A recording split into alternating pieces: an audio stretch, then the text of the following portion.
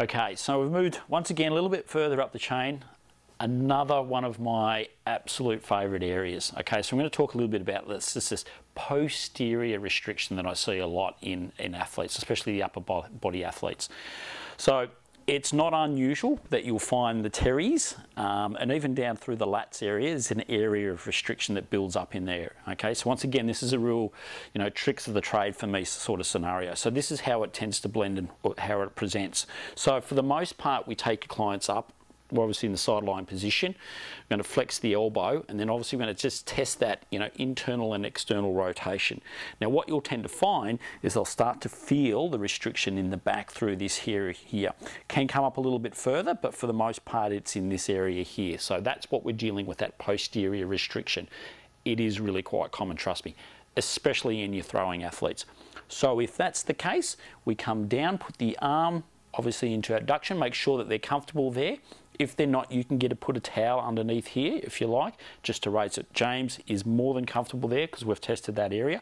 So the portion or the region we're working is predominantly the teres. Okay, so we're going to be coming across and working across this area, and we're obviously going to be engaging whilst the tissue is on stretch. Okay, so this is the key. The tissue has to be on stretch for this to work. Okay, so once again, it's not a huge amount of cream either. We just want enough that we can engage the tissue without getting that really burning sort of type resistance against the tissue. So just enough that we get there and not too slippery so that we just can't engage the tissue. Okay, so like so. So let's start with the fact that our position has to be, once again, has to be spot on, all right? So we don't want the table too low, we don't want the table too high, we don't want to be cramming up through basically the shoulder and the shoulder girdle. It's really important that we're not putting too much load through our neck. So, and as we do this, we should be able to hold this type of technique and work through this tissue as effectively and as safely as we can, okay? So we're coming in here, picking up basically the inferior portion, if you like, of the lateral border of the scap, which is a little bit of like infraspinatus is there. We've got teres. Obviously, we've got some of the lat fascia coming up through there. So it's a little bit of like a small roundabout for tissue that all comes together. So once again, we're going to sink in here. I'm going to roll over with my body, so that's where the pressure comes, that's my body weight, that's not me generating from my shoulder, and we're just going to keep a very purposeful, once again, deliberate pressure. Check in, James, we're good? Doing well. Yep, we're good. So once again, you've got to make sure that pressure's right, you just can't figure it in, that's okay. Make sure that you check in, and we're just going to work across that tissue, okay, so picking up a broad amount of it, blend over, and then as we come over the top of that teres, and you probably pick up this little fascia that comes up from the serratus anterior, all that area there, okay? As I said, it's like a roundabout of tissue coming together. We blend off like so, all right?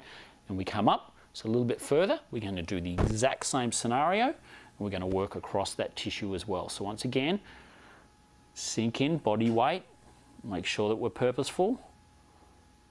That's it, pressure's okay. We know it's constant, we know it's deliberate, and we know it's safe. That's the most important thing. So once again, working through, sinking in. Now, this is an area where there's a beautiful little trigger point that sits in there in the teres. And then we can just sink into that. That'll be it right there. Really, really, really super trigger point. Like, it's just pure gold. So just sink on there. Once again, make sure it's comfortable. Wait for it to just disperse. I can sit here all day if I need to, as long as it's comfortable with him and he's breathing. You'll know if their breath shuts down, and then I'm just, there it goes, sinks away, and then I can work through the rest of the tissue, come back up and out. Then you come back, as we always do.